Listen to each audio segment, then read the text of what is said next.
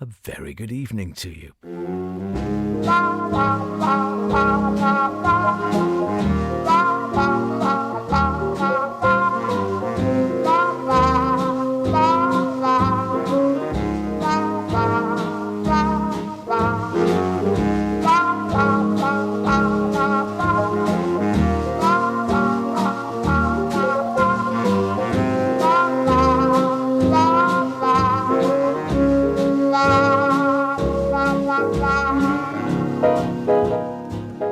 And welcome along to Sweet and Swing once again here on Manx Radio as we head pell-mell into 2023. Goodness.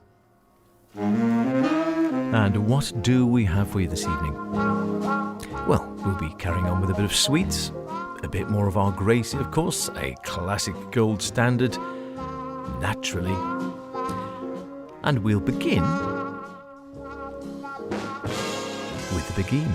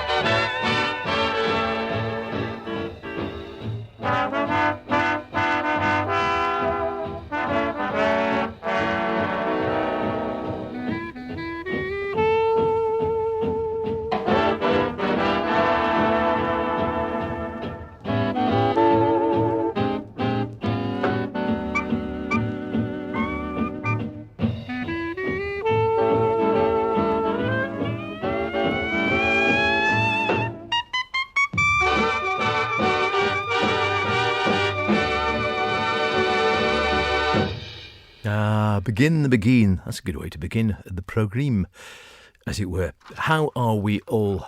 I hope you survived the festivities one way or another as we get into that sort of darkest time of the year. At least for me. I don't know how it is for you. But I always struggle with that post-Christmas blues bit.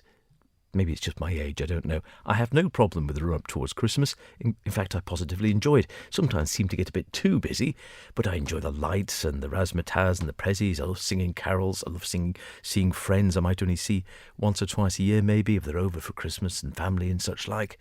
I like the food. I like the prezzies. I like the whole tradition of Christmas. I like the cooking, etc., etc. And then There's that weird limbo in between, isn't there? It's very strange because you don't know what day it is, because you're all sort of, everything's not quite the way it is. A lot of things aren't open in the way they are. So that time between Christmas and New Year, Christmas, Crimbo Limbo, as it's happily known now, always a bit odd. And then New Year comes and goes, and make of that what you will. And then, back to normal again. And I could then skip quite happily to spring. I know a lot of people go away, which is a very good idea, I think, if you can afford to do it, and disappear off somewhere sunny or different. Otherwise, it's a bit of a drudge, I always find, because it's a long way until spring. On the Isle of Man, it's going to be at least April, perhaps, before we're going to see any really sort of better temperatures, bigger temperatures. March, as we know, you can sometimes get the worst snows of the year in March on the Isle of Man. Mind you, you could get them any time of the year, the way the weather seems to be these days, global warming or otherwise. And January and February, do they have any redeeming features? The only one I can think of is Burns Night, which is a good excuse after you've had a few weeks to recover to have another blowout, fuelled by whiskey and haggis, and see a few friends. Might be totally different for you. You might love January and February. Anyway, whichever way, we'll try and keep things going as best we can with some great music, as we always do here on Sweet and Swing, from long ago and far away, from the 20s, 30s, 40s, up to the 50s.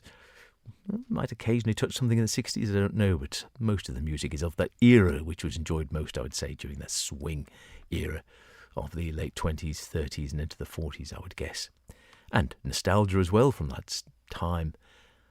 All welcome, all ticks the boxes, and if you've got anything you'd like to hear, as we always say, get in touch. Paul was in touch last week. Lovely to hear from you, to say you enjoyed the show. Thank you for listening. Always a pleasure. We do our best.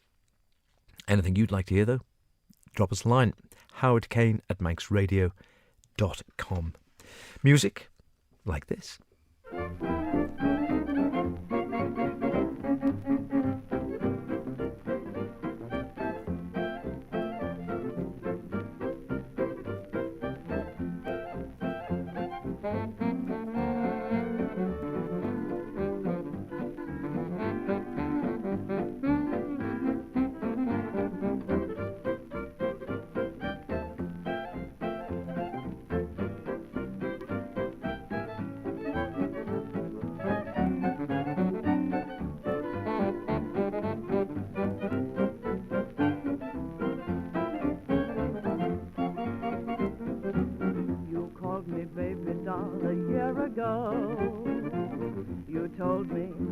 Very nice to know.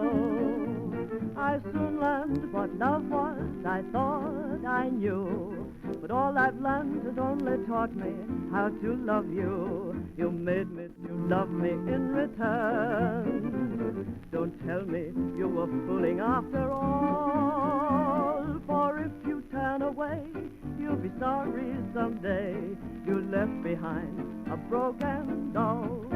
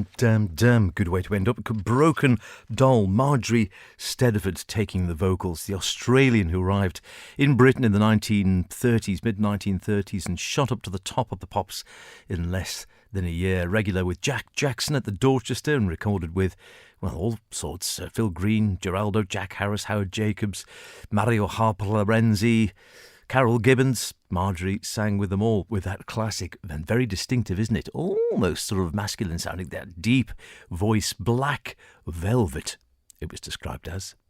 I think of black velvet as Guinness and champagne. Guinness and cider, I suppose, if you're not feeling too flush.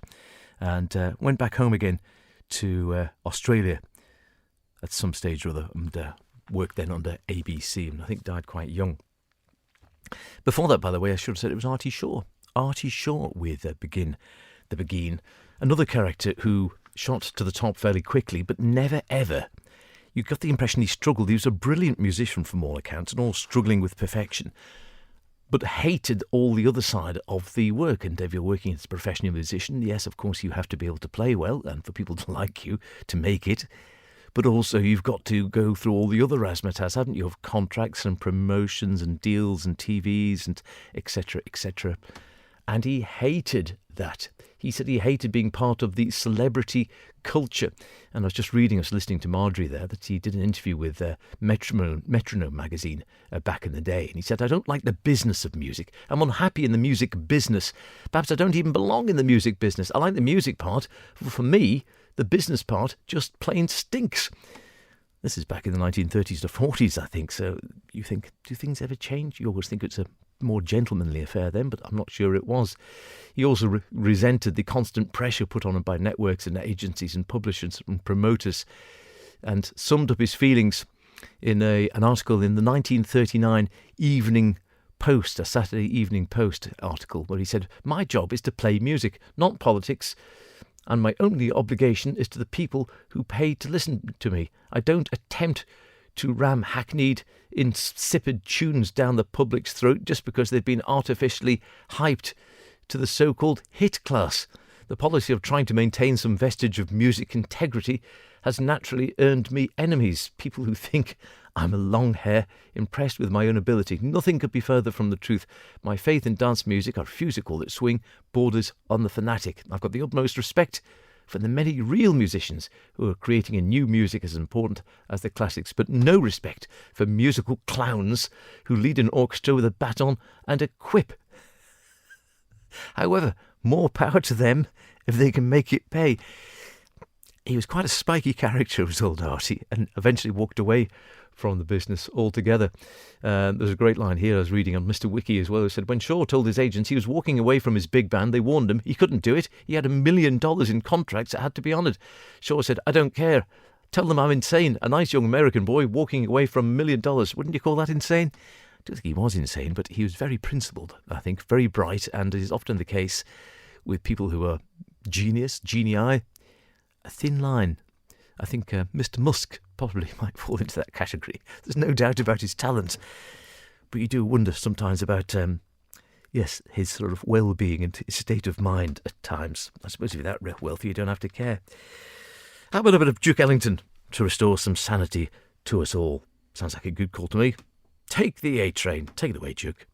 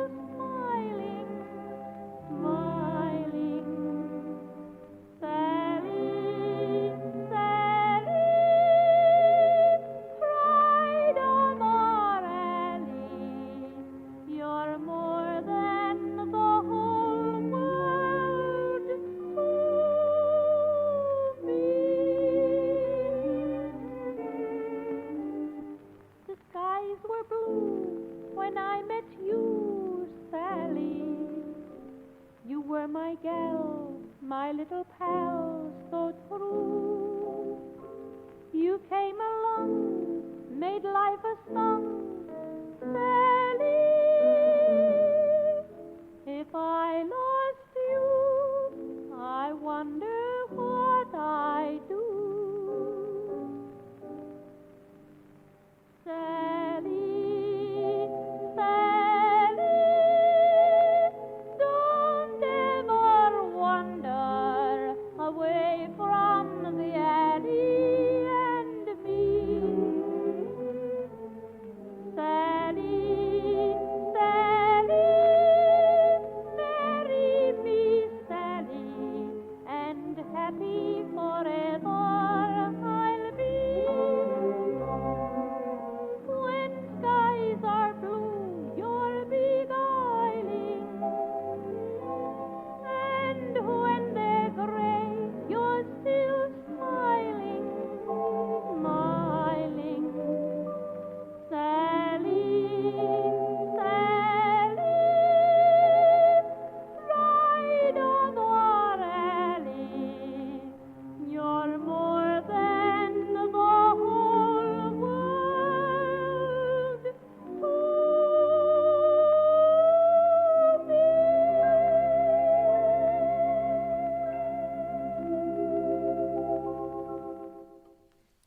There's a fine twofer for you, and again, I would hazard that's the first time they've been put together. Sally and Take the A Train. Duke, of course, taking that A Train, the classic Take the A Train to Harlem. I think was it the message he'd written for Billy Strayhorn, had to get to his house. Yeah, first off, Take the A Train. And then, of course, leading on to Gracie. We've been enjoying our Gracie dropping in and out for the last, I don't know, how many weeks, months? I can't remember now. Sometime. And always good. Some novelty numbers, and that one perhaps of her best known numbers, along with the biggest aspidistra in the world, I would guess, which we haven't played yet, have we? We'll play that in the next week or two. Sally, Sally, a classic piece of Gracie Fields. Which reminds me, speaking of Gracie Fields and wonderful women artists, I found another collection of women artists as I sort of sift through the great myriad of CDs I've hoisted up here to the Black Satanic Mill from Music Man Towers. Still haven't organised them before anyone asks. I'm working on it. I'll get there, hopefully. The Women classic, it's called Just the Women, if you wonder where I was going with that. The Women, classic female jazz artists, 1939 to 1952, featuring Mary Lou Williams, Hazel Scott, Alberta Hunter, Una Mae Carlisle, and others. And to the best of my knowledge, we've not played this one before. A mixture. I know we've done a series of women and jazz before. Not from this one, though, so I thought we might actually give this one a spin over the next few weeks. Great women in jazz, some wonderful artists there. I mean, I've always been a great fan of Mary Lou Williams, must be, and Una Mae Carlisle I rather like as well, but I don't think I've heard Helen Forrest singing with Lionel Hampton before, or the Barbara Carroll Trio. No, I don't think I know that one, Barbara's Carroll. No, it looks some good stuff in that, so we'll give that one a spin in a few minutes and drop in and out over the next few weeks as well. Sounds like a master plan, doesn't it? In the meantime, where are we going to go after that? I've absolutely no idea, but I'll think of something very nice. I know. This is something I haven't done for a long time. Used to be a favourite, both of mine and of the old maestro as well. Billy Mail with something a bit early in the day to see them in the garden. Always nice when they do, though. Marigold.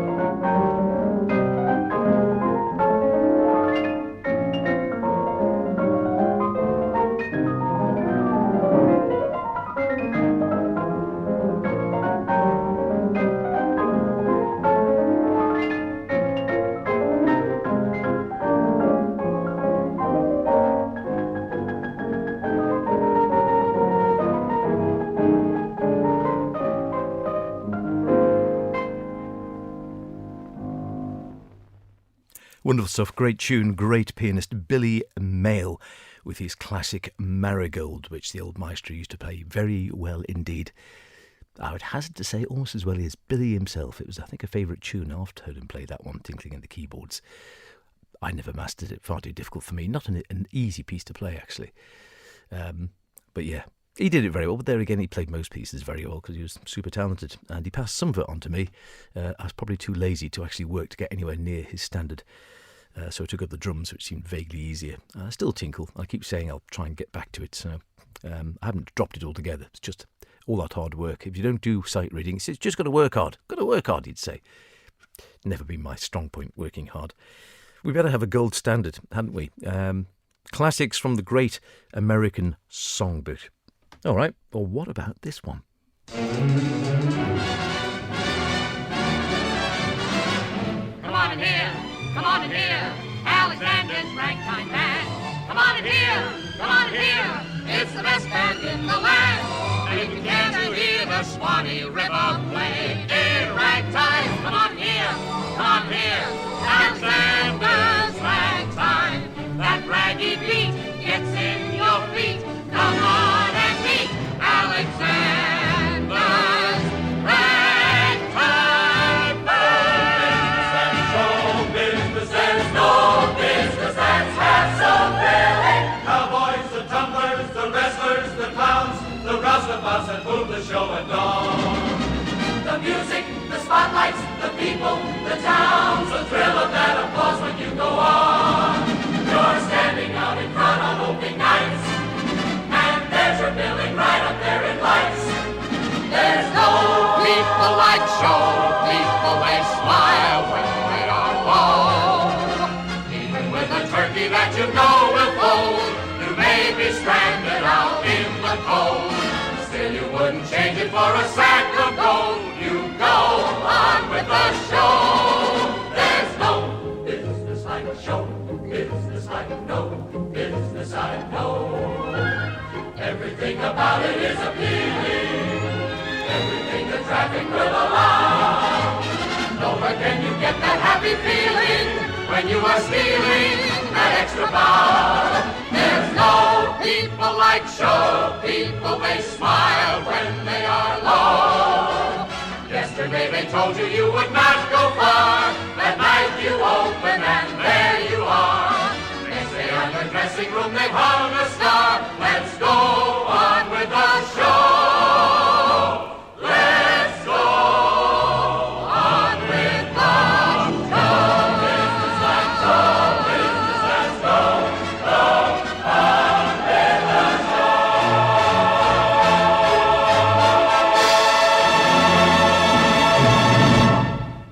She didn't hold back, did she? On that one, our gold standard, Ethel Merman.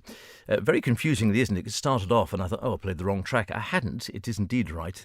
It is listed on the collection from our collection of gold standards, 40 classics from the Great American Songbook. It is listed as No Business Like Show Business, but of course it starts off, as you might have remembered, with Alexander's Ragtime Band. Confusingly, because a track or two later, there is indeed Alexander's Ragtime Band being sung by Bessie Smith. Yeah, I know. Anyway, they have got it right. It's just a compilation, I think, from a show of one kind. Ethel Merman died back in the 1980s now. Great singer, great actress. Known for that, well, you caught it there, I think, in full flow, powerful, showy voice, ideal for leading roles in musical theatre. And has been called the undisputed First Lady of musical comedy stage. Difficult to argue with that, it has to be said. She's known for performances in Anything Goes and Annie Get Your Gun and Gypsy and Hello Dolly and all those ones. And then in films, in Anything Goes in 1936, Call Me Madam, the 1950s, No Business Like Show Business, where I think that was taken from. Any guesses for the year? 1954. And also, which I don't remember, because I have seen this film, It's a Mad, Mad, Mad, Mad World. She was in that in 1963. I don't remember that.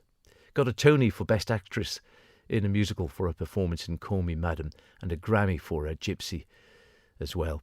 Super talented, a great character, I think, and what a voice, yes. Once she let rip, I think the whole neighbourhood would know about it. A bit sweeter, Harry Edison. Harry Sweets Edison, perhaps, and a slightly longer one, so you can go and fill up your teapot or whatever you fancy, put your slippers on, another log on the fire. Here he is with the boys, Pussy Willow.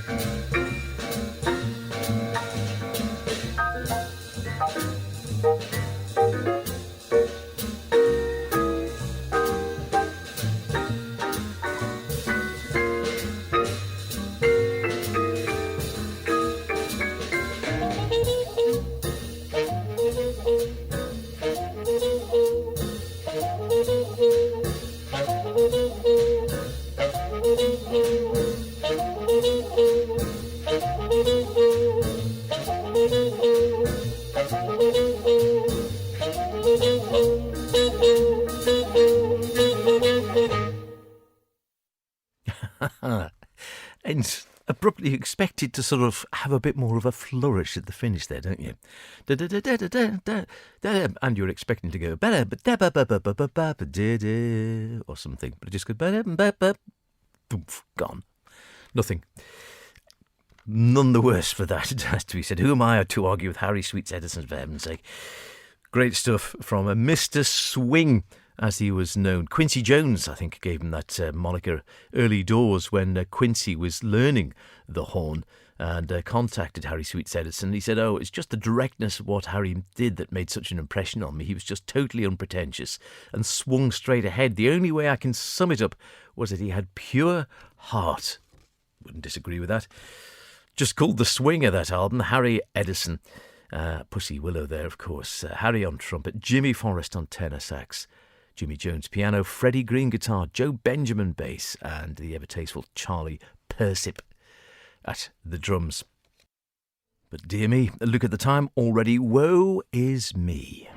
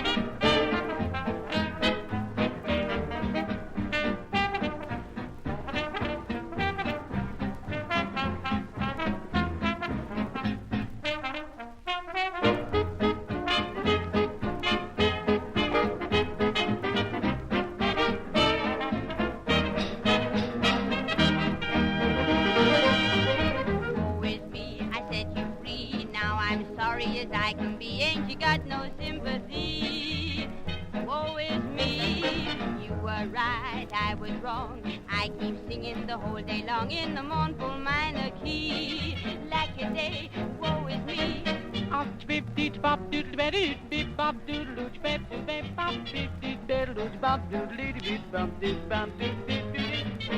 is me, and now I know that I was crazy to let you go. Love, you got me up a tree. Woe is me.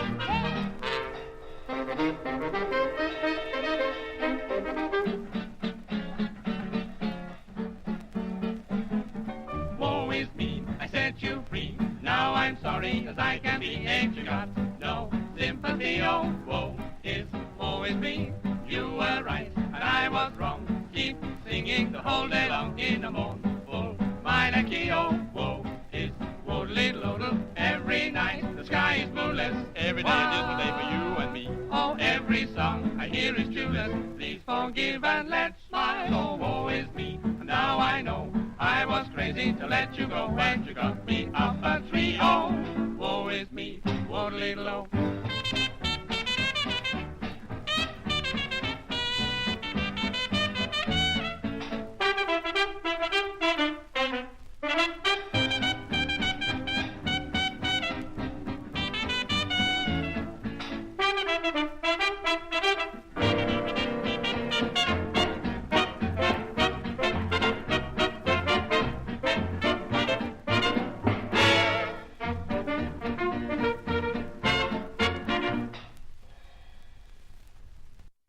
Woe is me. I told you it was woe is me. Dinah Miller with Oscar Rabin and the chorus as well. She was an interesting character. Her real name was Winifred, but she changed it early doors to Dinah to avoid confusion with another Winifred when she was in a talent contest at a Tooting cinema, booked to appear with Harold Ramsey's Rhythm Symphony. Very popular before the war with Reginald Williams and Jack Harris, and indeed with Oscar Rabin, as we heard there, with whom she was indeed the vocalist during his very first broadcast. Did very well in the public opinion polls on female singers.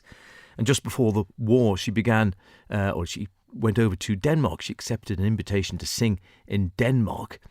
But then the war broke out, and she was unable to escape the Nazi invasion, got caught up in it somewhat.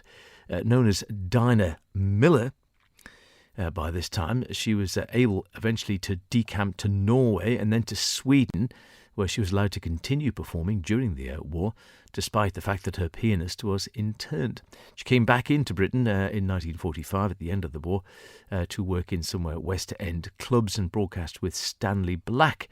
But obviously, I think it obviously left an impression on her because she spent a lot of the rest of her years back over in Scandinavia. I tell you, the stories people have written books about some of these great characters, haven't they? And you read about some of their lives. You just hear their voice, perhaps on an old 78 or something, as I say, from long ago and far away. And you hear a sweet voice or a husky voice or a powerful voice or maybe a reedy voice, whatever, but a voice from some time ago singing in a certain style, maybe of that style, of that era, the swing, or quite sweet, maybe a bit schmaltzy. And it's easy not to associate anything with it at all.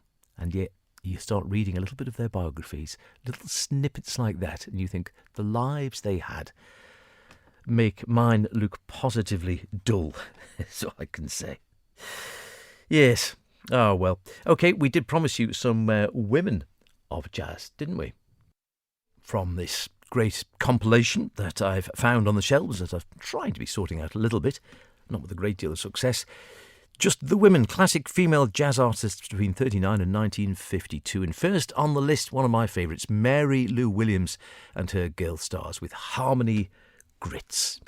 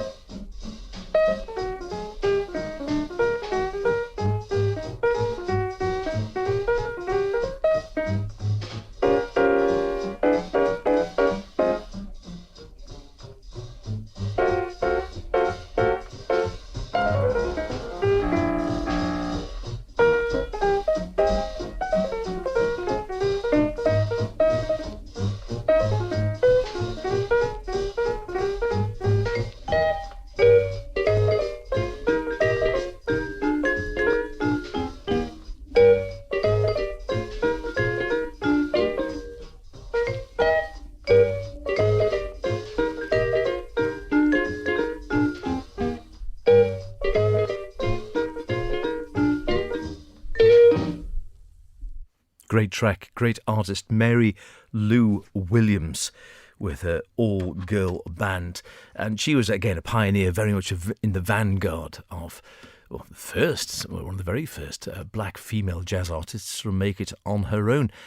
She enjoyed acceptance way back in the 1930s as a composer and pianist with Andy Kirk's band, and then led various small groups with male sidemen, unheard of elsewhere pretty much, and reacted very happily, I see it's noted here, to the idea of giving work to a few sister musicians for a group assembled in February of 1946, something that Leonard Feather put together on Continental Records. And she just had, wonderful sort of swinging sound, and I think ahead of her time in more ways than one, Mary Lou Williams. We'll be digging out more from that. The Women, classic female jazz artists, 39 to 52, over the next, week or three. Why not? Seems like a good idea. In the meantime, we'll head for a little bit of this man. We haven't had him, I don't think, for a week or two. Jack Hilton.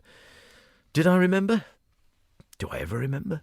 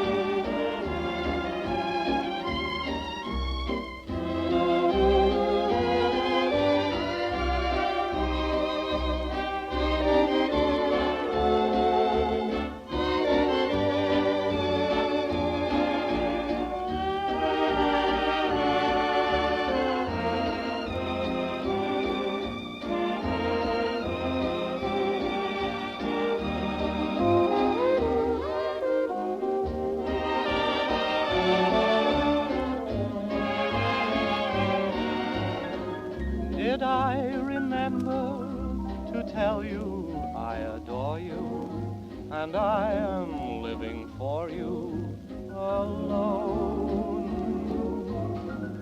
Did I remember to say I'm lost without you, and just how mad about you I've grown? You were in my arms, and that was all I knew. We were alone, we two. What did I say to you? Did I remember to tell you I adore you and pray forevermore you are mine?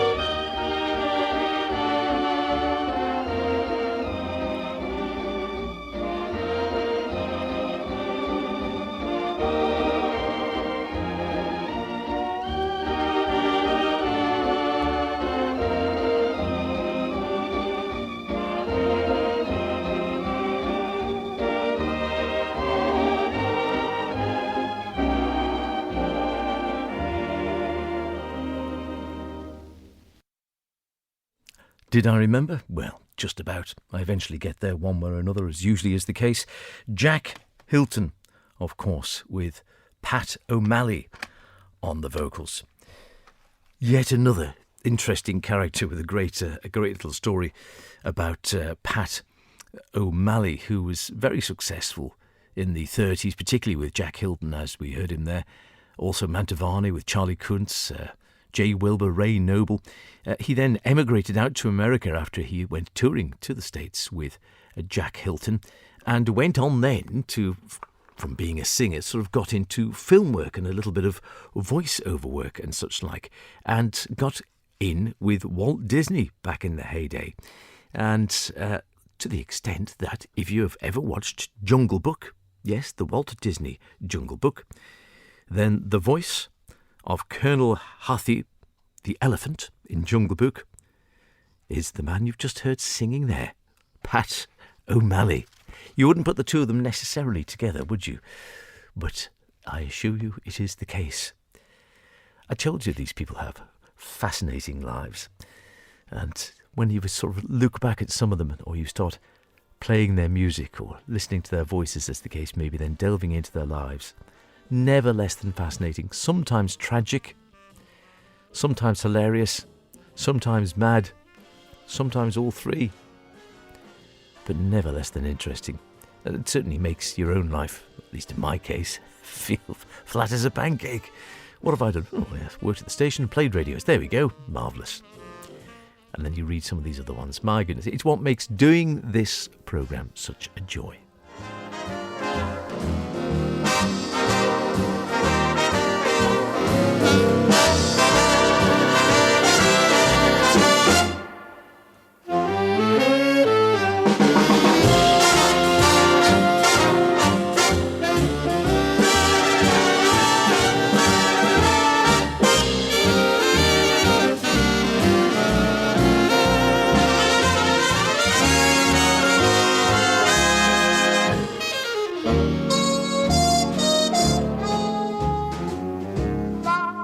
That about rounds it up for another week. The sort of first true programme, I suppose, in 2023.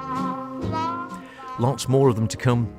We'll carry on with our Women in Jazz, and if you'd like any little mini-series, drop me a line. It's your show as much, if not more, than mine. I just present it. I come up with my own ideas, but if you've got better ones, I'd love to hear them. howardkane@manxradio.com, or drop us a letter, you know, the address, yes, you know it all, Manx Radio Broadcasting House, etc. Same time, same place, next week. Cheerio.